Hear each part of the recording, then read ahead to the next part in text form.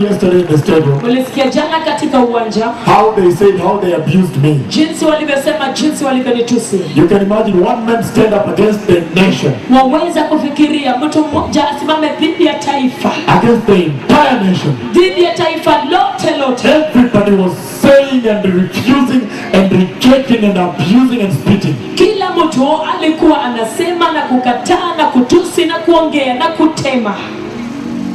But Lakini when you walk with God, wakati unapotembea na Mungu, your testimony shuhuda wako will always come out true kila wakati itakuwa kweli.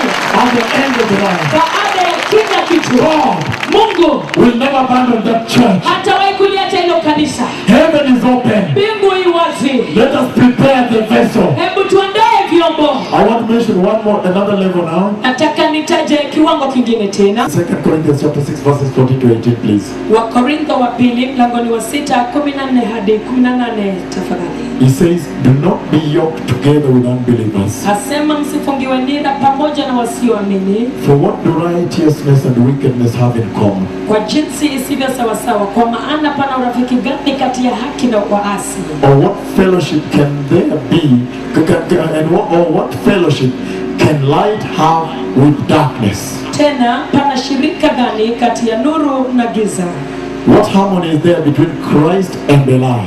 Tena pana ulinganifu gani kati ya Kristo na Beliari? What does a believer have in common with an unbeliever? Au yeye aaminiye ana sehemu gani pamoja na yeye asiyeamini? What agreement is there between the temple of God and idols? Tena pana mapatano gani kati ya hekalu la Mungu na sanamu? And you see a lot of idols today in the church. Unaona sanamu nyingi sana kanisani leo hii. For we are the temple of the living God. Kwa maana sisi tu hekalu la Mungu aliye hai. As God said, Kama Mungu alivyosema, I will live with them ya kwamba nitakaa ndani yao and walk among them. na kati yao nitatembea, And I'll be their God, nami nitakuwa Mungu wao, and they will be my people. nao watakuwa watu wangu. That is the my people Isaiah talked about. Hao ndio watu wangu ambao Isaiah alinena kuwahusu. That he saw entering through the doors into the rooms Jesus prepared. Aliwaona wakiingia kupitia milango na kuingia katika vyumba ambavyo Yesu kaviandaa. Shut the door behind them a little while Wakafunga milango nyuma yao kwa kitambo kidogo, for the tribulation to pass. ili kwamba dhiki ikapite.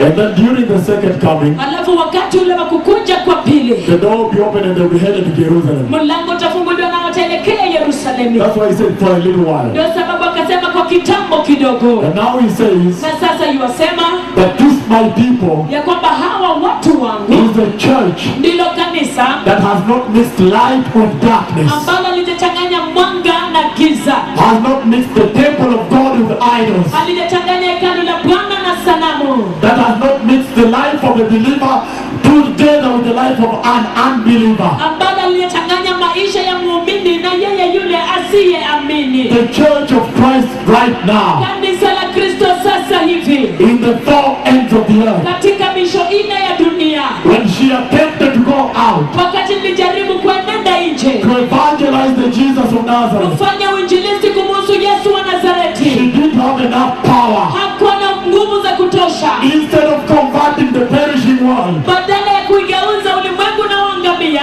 she was converted. badala yake kanisa liligeuzwa, She was converted by the world. liligeuzwa na ulimwengu ili kanisa. That's why Ndombolo ya Yesu is in the world Ndio sababu ndombolo ya Yesu iko ulimwenguni and is in the na church. tena iko kanisani. That's why immorality in the world Ndio sababu pana usharati katika dunia, has entered the church. tena imeingia hata kanisani. Falsehood in the world Uongo katika ulimwengu and a false purpose in the church. na manabii wa uongo katika kanisa, Magicians of the world waganga wa kidunia and the fake miracle workers in the church. na watenda miujiza ya uongo kanisa.